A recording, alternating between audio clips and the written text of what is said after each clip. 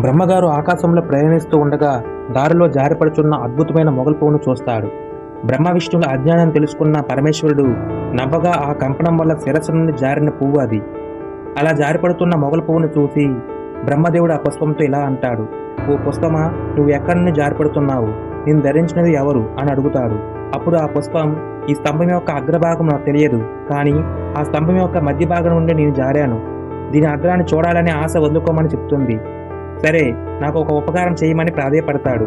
నాతో పాటు విష్ణు వద్దకు వచ్చి ఈ బ్రహ్మ లింగ అగ్రాన్ని కనిపెట్టాడు అని సాక్ష్యం చెప్పమంటాడు. బ్రహ్మగారి మాటలకు పుష్పం సరే అని అంగీకరిస్తుంది. విష్ణువు ఎదుట అలాగే సాక్ష్యం చెప్తుంది. పుష్పం యొక్క సాక్ష్యాన్ని నమ్మిన విష్ణువు బ్రహ్మను ప్రార్థిస్తాడు.